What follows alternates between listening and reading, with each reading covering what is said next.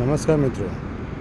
कल मित्रों से बात हो रही थी तो पता चला कि कान में चकली की आवाज़ आना, बेचैन होना, चक्कर आना, हेडेक होना, सर दर्द होना और शाम के टाइम पे ज़्यादा आवाज़ आना, ये दिक्कत क्या है तो उसको टिनाइटस बोलते हैं।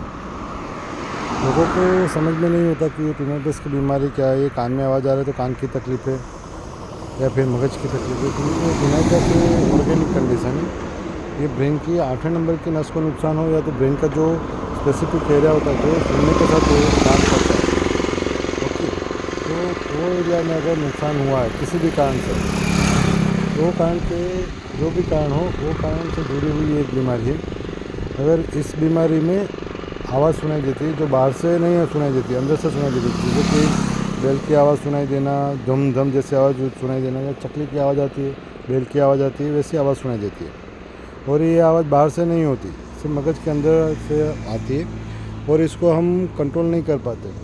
ये जैसे शाम होती है, ठंड होती है और अंधेरा होता है तब बढ़ती है। गर्मी में थोड़ा कम रहता है दिन के टाइम। जैसे जैसे रात होती है तो ये दिक्कत ज़्यादा होती है। उसके साथ कभी कभी सीवियर हेडेक भी होता है, नींद भी नहीं आती वो आवाज़ के कारण। और कभी कभी ये दिक्कत बढ़े तो चक्कर भी आता है।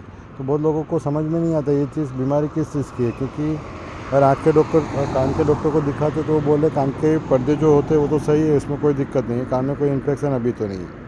तो मित्रों, इसका होना टिनाइटस, ये बीमारी को टिनाइटस बोलते हैं। इसके बहुत सारे कारण हैं, जैसे कि विटामिन की कमी होती है, बहुत ज़्यादा स्ट्रेस के कारण कोर्टिसोल नाम के हार्मोन बढ़ते हैं और जो हैप्पी हार्मोन होते हैं वो डाउन होते हैं, उसके कारण भी होता है।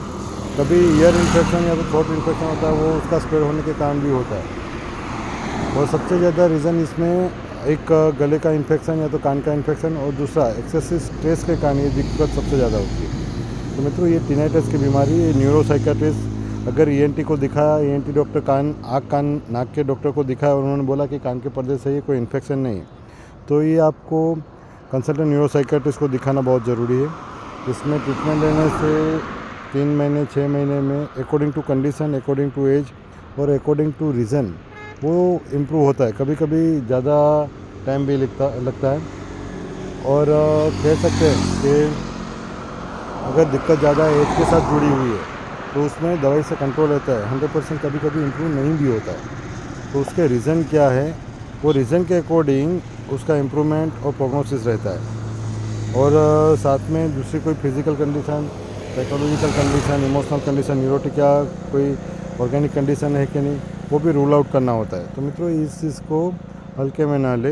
ये तकलीफ के कारण बहुत सारे लोग परेशान होते हैं, नींद नहीं आती, चक्कर आते, कभी कभी गिर भी जाते हैं। तो आप उसकी जल्द से जल्द सारवार करिए।